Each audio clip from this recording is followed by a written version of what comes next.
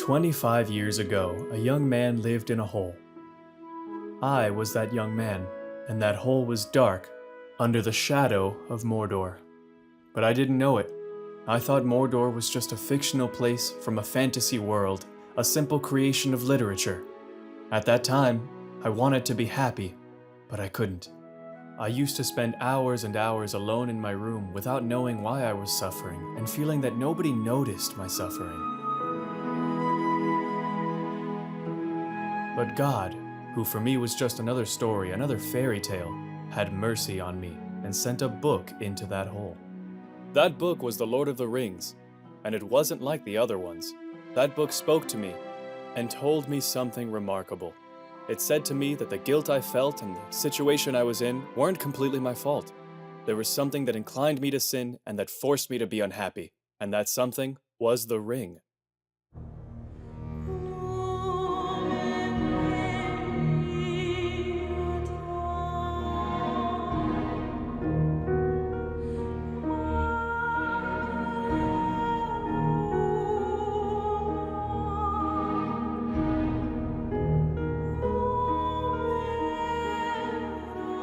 What was the ring? I wanted to know. I needed to know. That book told me that in order to destroy it, I needed a fellowship community to help me. Where was that community? I needed to know if everything I felt was true.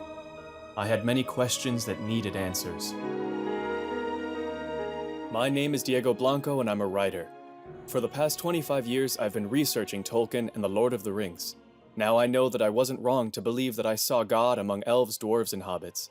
Tolkien helped me to get to know Jesus Christ, and that's the most important thing that's happened in my life.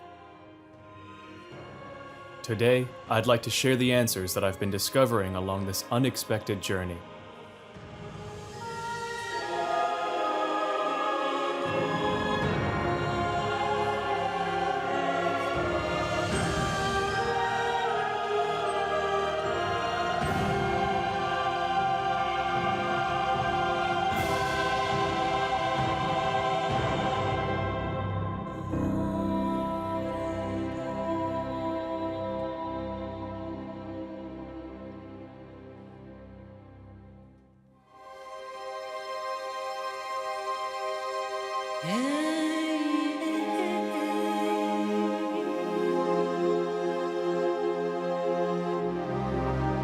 The first question that needs to be answered is, who is J.R.R. Tolkien? Tolkien was born on January 3, 1892 in Bloemfontein, South Africa, into a family of Baptists. His father was a bank employee and died very young, while his mother Mabel was traveling in England with John and his brother. In 1900, Mabel made a decision that would change the course of her life. She became Catholic. This caused her to be rejected by the whole family.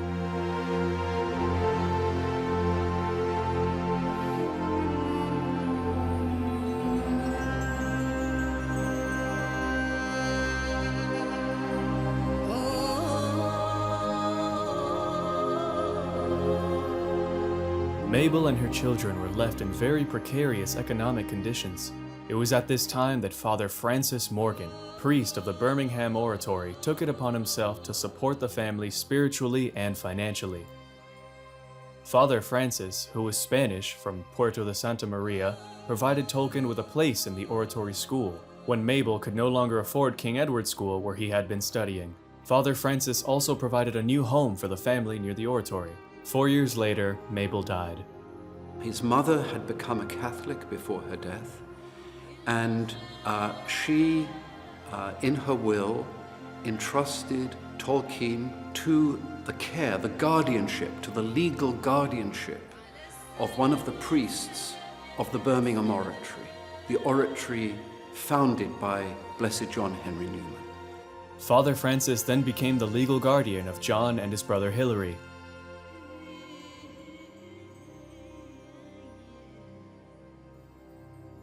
Tolkien believed that the cause of his mother's death was the suffering she had to bear for embracing the Catholic faith. He thought of her as a true martyr, a mother who died for refusing to abandon her faith or that of her children.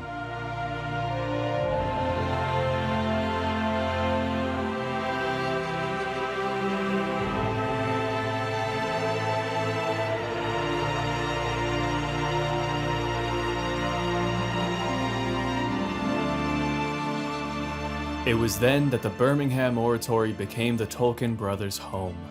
Here, Father Francis continued to pass on the faith, a faith that he himself had received years earlier in the same oratory from Blessed Cardinal John Henry Newman.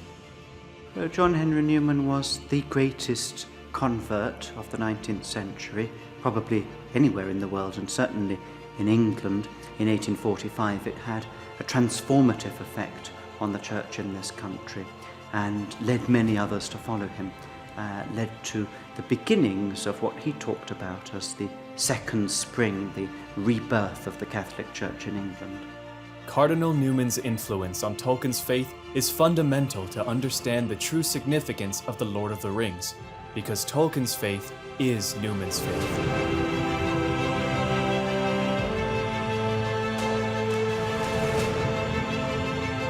What prompted this young orphan to write The Lord of the Rings? Wouldn't it be the desire to pass on this same faith to an entire generation? Join me on this journey, from this Sarehole mill that inspired Tolkien to create the Shire to the heart of darkness.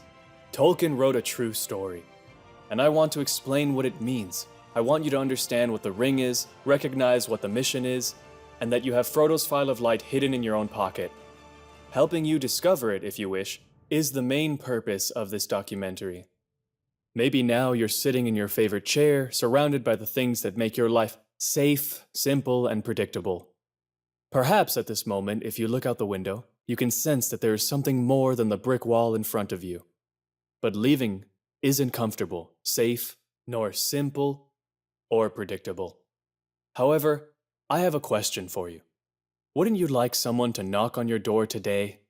Wouldn't you like to go on an adventure?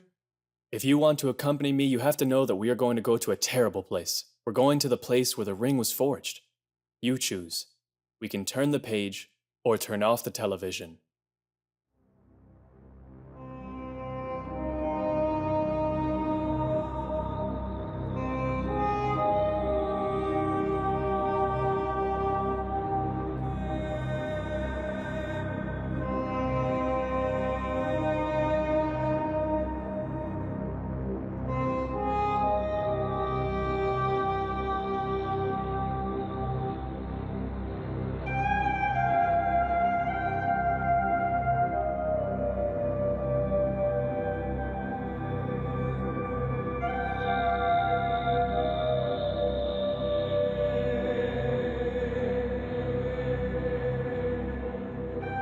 They say that the 20th century began here, in this region of northern France. I honestly don't know. What is certain is that Mordor was born here. Historians agree that the Battle of the Somme was the worst military disaster in the history of the British Army. Consider that in the first 6 minutes of battle, more than 20,000 Allied soldiers died. Without this experience of horror, which Tolkien witnessed firsthand, he never could have described Mordor as a place of absolute evil. At the end of the Battle of the Somme, which ended on the 18th of November officially, 1.2 million French, British and German soldiers got killed, wounded or missing. After the war, they made a little calculation, which was for each square kilometer ground gained by the Allies, costed in total just over 6,200 soldiers. It was madness, absolute madness, a slaughterhouse. The King of carven stone, the Lord of silver fountains. The ring was forged in Mordor. But to understand the significance of the ring, it's imperative to understand more about who forged it: Sauron, the Dark Lord of Mordor. However, Sauron is no more than a servant of the true enemy, Morgoth. In Tolkien's mythology, Morgoth is one of the angelic beings who lives with Eru, the only god. He was the most beautiful angel, the wisest, most intelligent, and most powerful. So much that he rebels and wants to be like God and occupy his throne. Therefore, after a great battle in heaven, he's expelled and falls like a ray to the earth, provoking hunger, misery, wars, and suffering. The shall wave on mountains and grass beneath the sun. His well shall flow in fountains, and the rain He's an authentic enemy of men, of which Sauron is only a servant. Who is the enemy in The Lord of the Rings? Who's the enemy in Tolkien's mythology?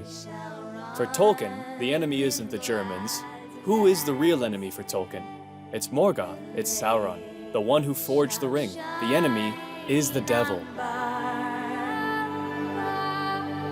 Oh, sorrow, fail, and sadness at the mountain king's return. This version of Tolkien's story of Luzbel, the fallen angel, is a key element to understand The Lord of the Rings.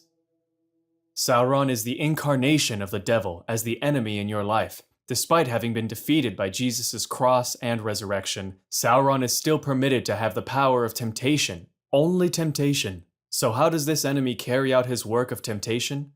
By means of a weapon through which he can enslave us, the ring. The real work of the enemy begins with a lie. God is not love. God doesn't love you. How could someone who loves us allow people to suffer in 1,000 different ways? How could God love a person who lives like you, with a sick child, or without enough money to make ends meet? Do you know how he managed to make you believe that lie? He showed you your life and told you that it wasn't how it should be. He invited you to rebel, to trade your life for one in which everything finally turns out well. You and I have a very serious problem. We can't bear that reality doesn't coincide with our will because it scares us. This is the ring. The weapon of the enemy is fear, the fear of death that extends to all the things that make you suffer. The ring shows you a life completely different from the one you have. A better life, a life in which you don't suffer. And because we're so afraid of suffering, we build our lives to escape suffering. We escape. We put on the ring. We become invisible. And so the ring becomes our treasure. With it, we believe that we're more intelligent than God because we think he's wrong to allow suffering in our life. This is the weapon of the enemy. Because we fear suffering, we're slaves to the ring and do everything it tells us to do. Through row and over fen and field, where the long grass grows, the west wind comes walking, and about the walls it goes. Tolkien was sent to war, leaving behind his wife Edith, whom he had just married, and his friends from the TCBS, a student club that he had founded years before with 3 colleagues from the King Edward School in Birmingham. The 4 were exceptional men and firmly believed that their mission was to change the world for the better, igniting a new light and getting closer to God through art and writing, through beauty. The TCBS members were the first to discover Middle-earth, elves, orcs, and Tolkien's poetry. They were all drafted into the war. Thanks to his aptitude for languages, Tolkien served as a signal officer here, in this area of the Somme. Soon he began to suffer from trench fever, a disease transmitted by lice and fleas. Due to this, he had to be evacuated from the front and was left to recover over a long period of time. His colleagues at TCBS were not as lucky. Shortly before his death, Geoffrey Smith, his close friend and member of the TCBS, wrote to Tolkien from the trenches saying, "My dear John, do your best to publish your works. Yes, publish them. I am sure that you are a chosen one, like Paul, among the sons of Israel. Hurry up, before it is your turn to come to this orgy of death and cruelty. May God bless you, my dear John Ronald. Say the things we've tried to express, if it is my destiny not to be here to say them." Geoffrey Smith of the TCBS was killed on December 3rd, 1916. Where now is Boromir. tarries. The second big question we have to answer is the following. Why did Tolkien want to explain something so important with a story as seemingly frivolous as a fairy tale? There's only one way to find out.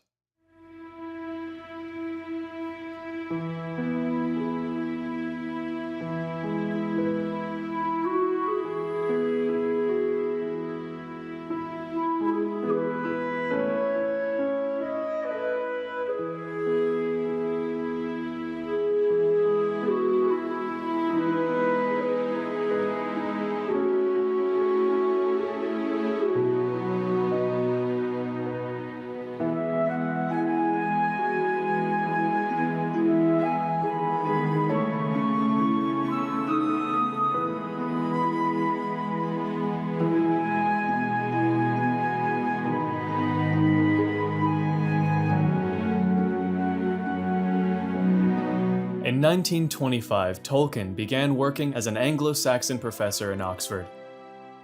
When he arrived in this small college town, he became friends with another professor at the university named Jack. Unlike Tolkien, Jack was a convinced atheist, but the two became good friends due to a common interest in ancient myths and stories. From the moment they met, Tolkien wanted to help Jack regain his faith. Tolkien had a great zeal for the gospel. How could he stand back and watch his best friend not believe in God? He had to help him.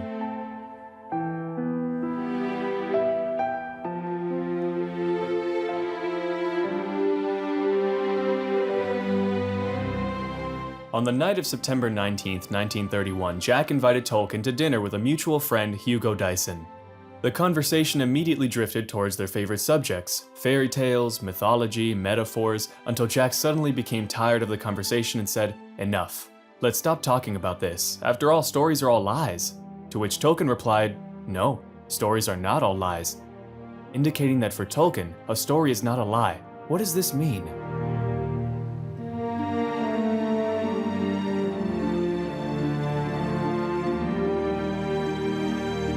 Of course, the stories they were discussing that night while walking through the campus here at Magdalene College were stories that comprised the different mythologies of ancient time. The mythological legends are intimately linked to fairy tales because they share the same mission. They seek to teach, or rather, seek to help us grasp realities that are difficult to understand. For example, Snow White. Is Snow White true or is it false?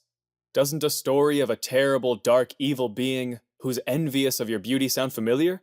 And because of this envy, Snow White is given a poisonous fruit, and when she eats this fruit, she dies.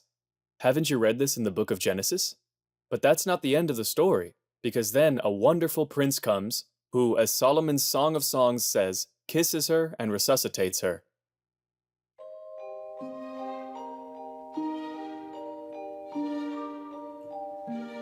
The fact that Tolkien believed that myths are true is due, like many other things, to his education as a Catholic, based on the teachings of Cardinal Newman.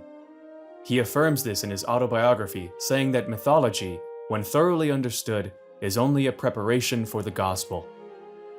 That night at Magdalene College, Tolkien told Lewis that Christianity was the myth made flesh.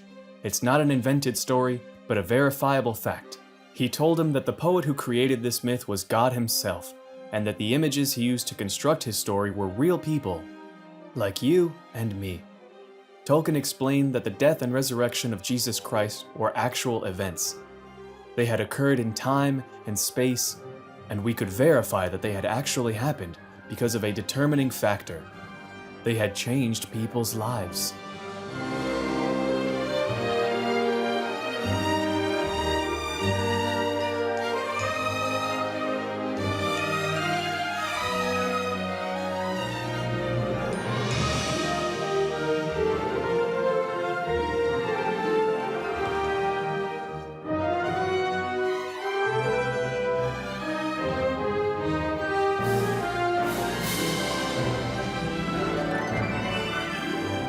And so, speaking of mythology and fairy tales, Tolkien told Lewis about the gospel.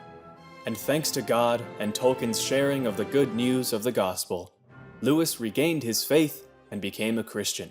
And a well-known Christian, too. You've probably read some of his books, or watched some of the movies based on them.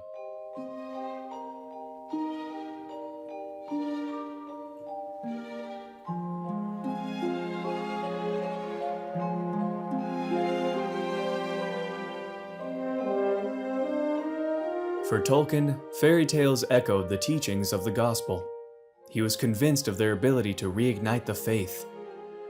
He had just seen proof of this in the recent conversion of his friend C.S. Lewis. I knew Tolkien for 10 years after Lewis died, and some have said that he cooled off towards Lewis, but he didn't. He loved him very, very much.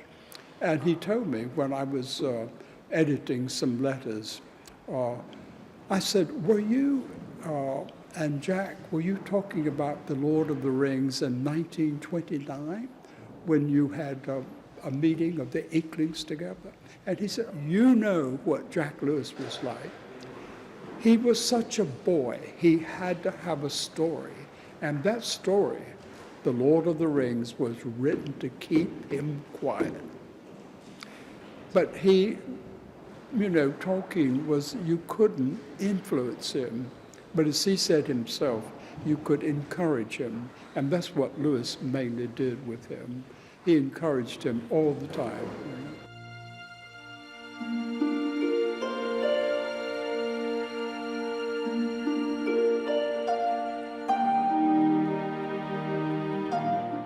In a way, it could be said that Tolkien wrote The Lord of the Rings to answer one of the questions C.S. Lewis asked him that night at Magdalene College. The death and resurrection of Christ is real because it changed the life of the apostles. But why should it matter to me nowadays that Christ died and was resurrected thousands of years ago? That's why it's important that you understand that The Lord of the Rings starts today for you. It starts now, wherever you may be, and the story depends on something that happened thousands of years ago.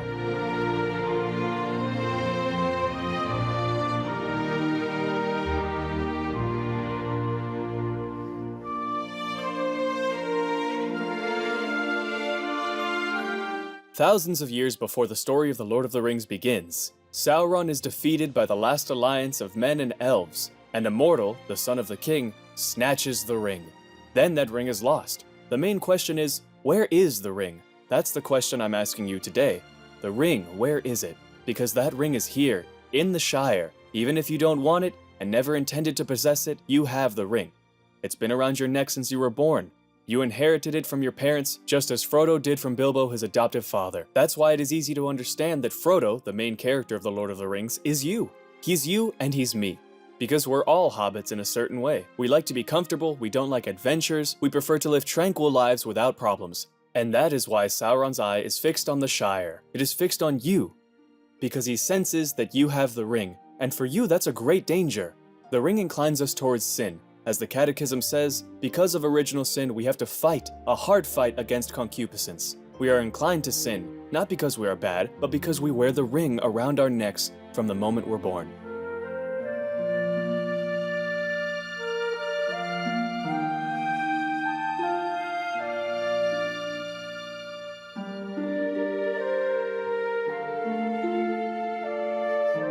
Facing this situation, God does not sit watching us idly. He sends a very important character into our story to help us, Gandalf. Gandalf is one of the 5 wizards sent to Middle-earth by Eru, the only god, to fight the Dark Lord. What then is God's response to the work of the enemy? He sends Gandalf to help us, because Gandalf represents the Church.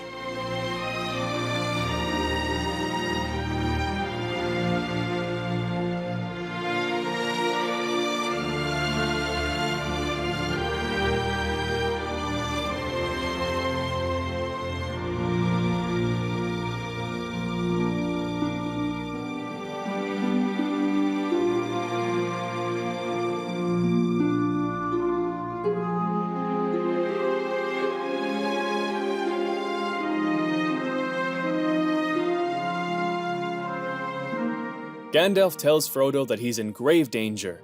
The ring that he has inherited from Bilbo is the ring of the enemy. Today, the Church says the same to you. The ring that you have The one that you have inherited from your parents is the ring of the devil. It is original sin, and it inclines you towards evil. You can't stay locked in your hobbit hole, putting on the ring at the slightest hint of suffering. Gandalf is calling you today to leave your land. Come out of your hobbit hole. Come out of where you have always sought happiness. Leave your comforts, your idols, leave everything you think can make you happy. You have to leave your comfort zone, and you have to leave it soon, because the Black Riders are coming for you. The Black Riders are the Nazgul, the ring servants. 9 slaves of Sauron, his favorite servants. As soon as he left the Shire, Frodo came across one of them coming around a bend in the road. He was searching for Frodo to capture him. He wanted to take him, along with the ring, to Mordor. Who are these Nazgul? Who are the dark servants of our enemy that he sends to attack us on the path of faith? They are sins, and at the forefront of all of them, the 7 deadly sins: pride, greed, lust, envy, gluttony, wrath, and sloth. On the path of faith, the first thing we'll experience is that even though we have obeyed Gandalf by leaving our comfort zone, we are inclined to sin. Don't criticize yourself. These are temptations that come from the ring, from your fear of suffering, and that will persecute you like it did Frodo from the first step of your journey. The Nazgul are very insistent. They won't leave you alone. It's possible that sometime, like Frodo, you'll put on the ring at the most inopportune moment. And if you do, you'll become invisible to others, but not to Sauron and his Black Riders, who will see you even more clearly. This is how they can hurt you. In fact, that's how they hurt Frodo at Weathertop.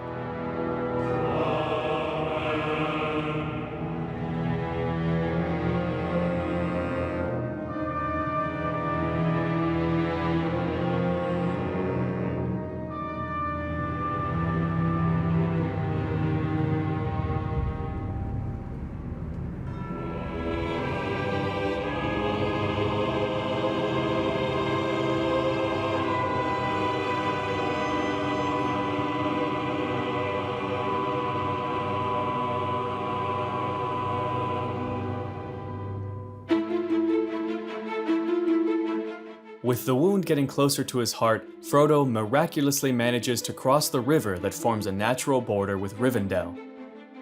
Rivendell is comparable to the inn in the parable of the Good Samaritan, a place where those who have been wounded by the Nazgul are healed of their wounds. This inn is an image of the church.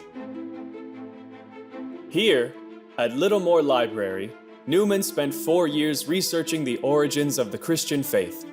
He studied the works of the early church fathers and the life of the early Christian communities. The conclusions he reached led him to become a Catholic. Littlemore is very similar to Rivendell because it's the place where Newman, then an Anglican priest, healed his wounds and reconciled with the Catholic Church, asking to be admitted in it. As a Catholic priest, John Henry Newman wrote a monumental theological work that became extremely important for the Catholic Church. Newman's ideas were the main points of discussion addressed at the Second Vatican Council. Paul VI himself came to call Vatican II the Council of Newman. As we saw, Newman's ideas came to Tolkien through Father Francis, his adoptive father. Perhaps for this reason, it is not surprising that a council appears in The Lord of the Rings, the Council of Elrond in Rivendell. The Council of Elrond raises this reality: we've found the ring. So, what can we do now? They propose many solutions. One is to send an army of elves and men to the border of Mordor to fight against Sauron. But there's just one problem. There are no elves left. Christianity has already passed. The world has changed. Just look at all the divorces, abortions, families torn apart, and gender ideology. It's time for a new reality. A reality capable of destroying the ring, rendering a service to humanity that has fallen under the shadow of Mordor. The Second Vatican Council responds to the same problem as the Council of Elrond. How can the Church truly be a sacrament of salvation for all people? The new reality that comes from the Council of Elrond will be the Fellowship of the Ring.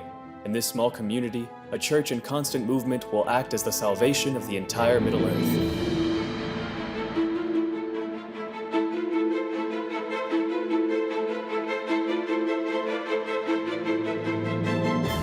The Fellowship of the Ring can't reach Mordor without asking for help. It's important to have the weapons of light, the weapons which they'll use to fight the enemies that they'll find along the way, because you have to know one thing. On the way to Mordor, you will come across many, many, many enemies.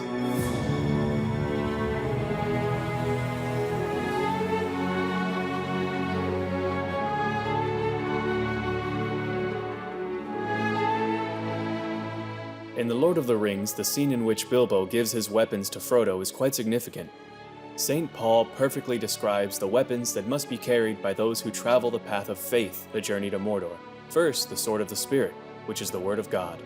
This weapon shines to let you know when the enemy is near. It gives you discernment. The Word of God is the only one true way to know where danger is. The mithril mail coat, which is the righteousness of the cross, and the crystal belt, a symbol of truth. The scene in which Bilbo gives his weapons to Frodo reminds us of the obligation that we Christian parents have to hand on the faith to our children. We as parents have the obligation to give our children the necessary weapons to forge their own path of faith, their path to Mordor.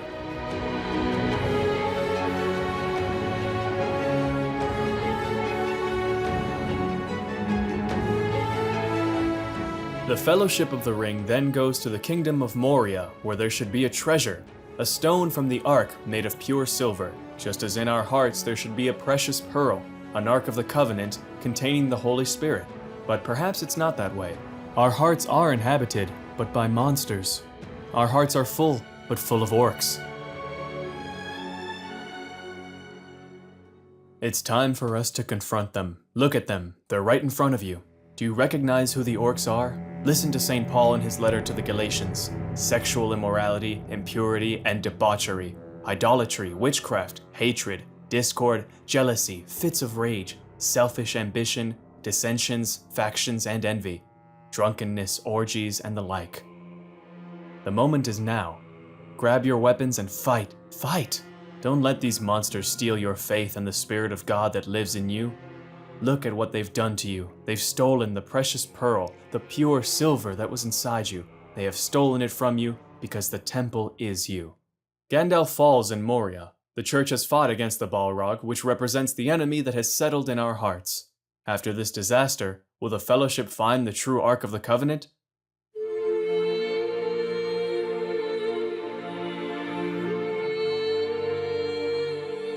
Moria, the first temple, is the image of the true temple.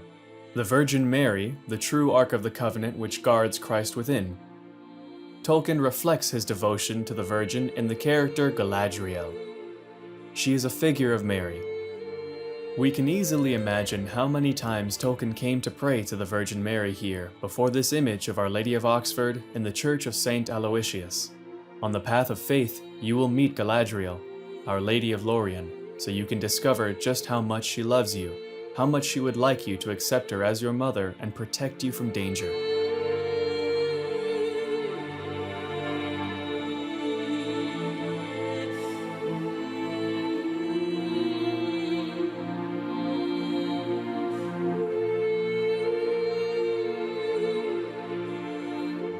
This is the mirror of Galadriel. At this time, on the path of faith, on the road to Mordor, the Church, represented by the Virgin Mary, invites you to look at yourself in the mirror. It invites you to look at yourself in the water of baptism. What will you find there? The Lord of the Rings says that in the mirror you will see what was, what is, and what may be, as if it were the work that God has done in us, what He is doing, and what He will do if we remain faithful to our mission. Why look at yourself in a baptismal font? Because baptism makes you a child of God, and becoming a child of God is the work He wants to do in you. The mirror always tells the truth. The mirror of baptism tells you that God loves you and that He's calling you to become anew in the image of His Son, Jesus Christ. Without His help, it would be impossible. If you look in Galadriel's mirror, you may discover that Jesus Christ is your true mirror. Do not be afraid to look at Him. Before leaving Lorien, Galadriel gives Frodo the Star Glass, a crystal phial holding light taken from her reflection in the water in the mirror. Just holding this crystal returns vigor to the person holding it, even during times of great crisis. This is the power of the Rosary, which reminds us of Galadriel and of her mirror. But the most important gifts of all are the lembas. Galadriel gives the Fellowship this way bread for their journey. The Virgin Mary gives them the Eucharist, the bread of life. The lembas will keep the Fellowship standing strong. Without this bread, they will never succeed in destroying the ring.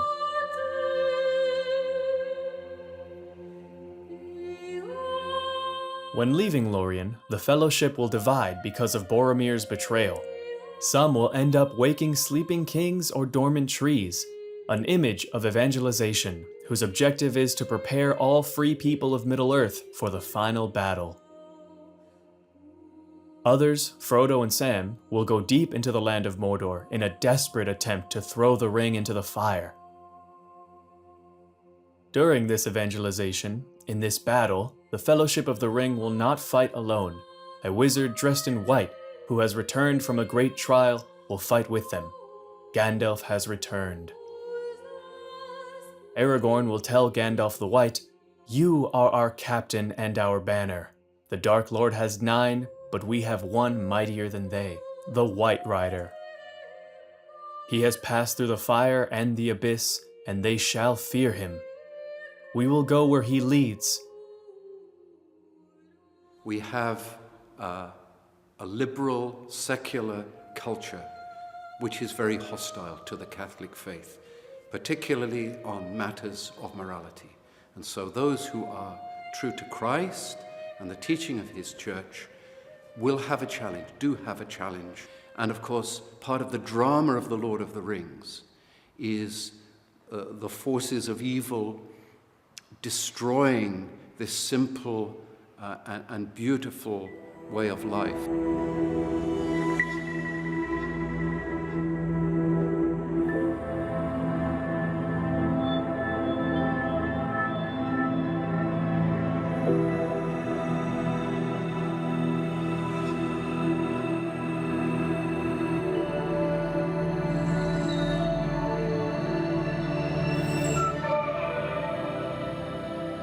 We need the White Rider's guidance because war is already upon us.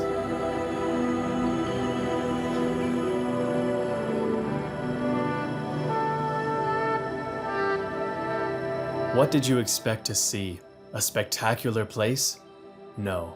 The final battle is all around you, on the street, at school, in the market. Thoughts, arguments, lies, betrayal, enormous enemies as evil as the Black Riders and as terrible as the orcs. Look at the battle. Look at the fields of Pelennor. This battle is real. It's taking place now, even if you cannot see it.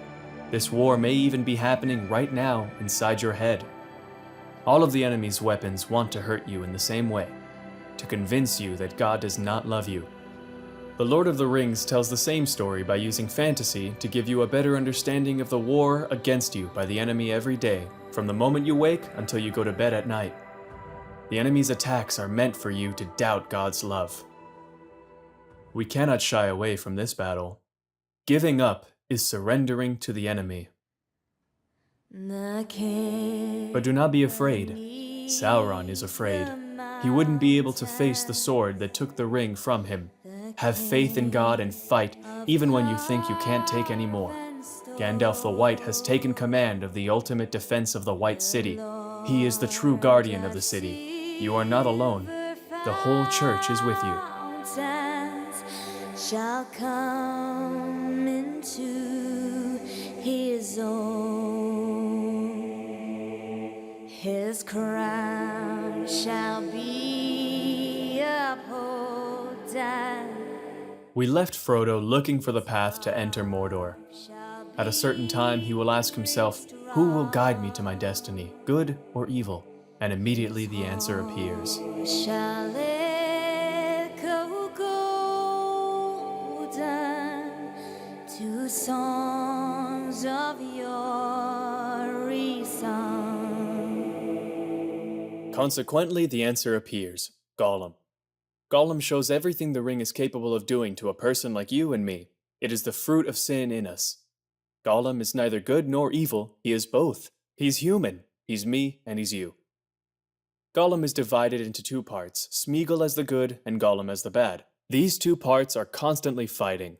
This is what St. Paul says in his letter to the Romans. "What I do not understand, for I do not do what I want, but I do what I hate. Now it is no longer I who do it, but sin that dwells in me." Frodo will spare Gollum's life. He feels compassion for him. How can he not feel it if he's a hobbit as well? But he has not had his same experience. Gollum hasn't had a Gandalf. He hasn't left his land, hasn't had a community, hasn't met Galadriel. Who will guide me, good or evil? Just as Judas sent Christ to the cross, it will be your enemies here on earth who will guide you to destroy the ring that dwells within you. We're not talking about the enemy in capital letters, the devil. This refers to when Jesus says, love your enemies. The ones you can see and touch, your neighbor, your professor, a relative, your boss, the ones who make your life impossible or laugh at your mistakes. They are our Judas. They are the ones who will guide us to destroy the ring.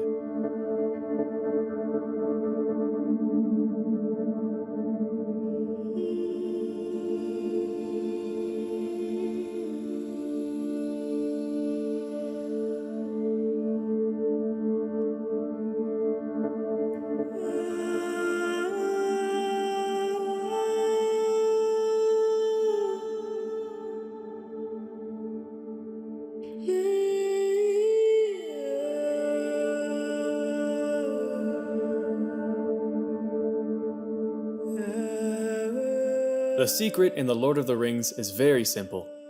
This work does not hide complicated or strange doctrines. It expresses the Catholic faith. And what does it say?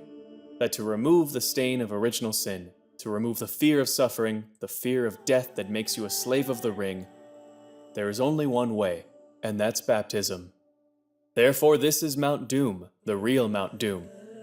This is where we rid ourselves of the ring. This is where we let go of our old selves.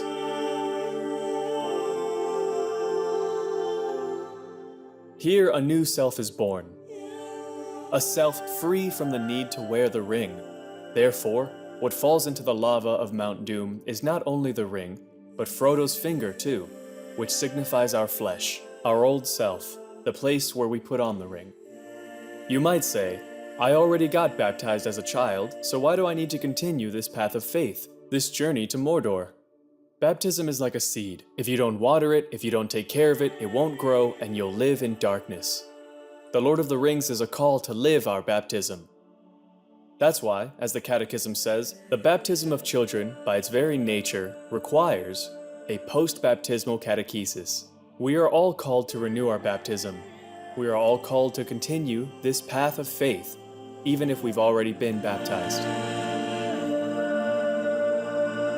The hobbits return to their land transformed by baptism. Gandalf will tell them that this entire adventure has been a preparation. But for what? What will the hobbits face now that the ring has been destroyed? To learn to live the day-to-day problems as mature Christians. That's why the path of faith makes you return to the same house from which you came. The house might seem the same, but you are a changed person.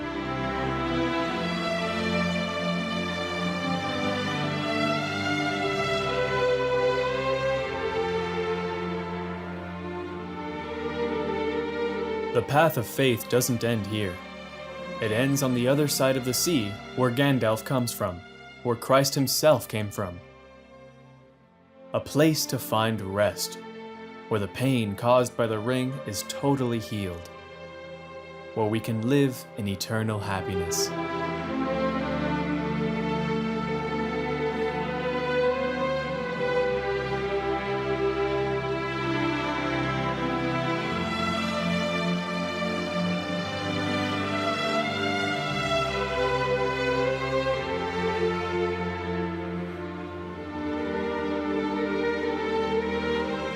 Allow me to pay tribute to Tolkien, a man who has helped so many to find the faith, to repay just a small part of what he gave me. With the hope of being able to meet him in person when the time comes and we have to sail to the other side of the sea.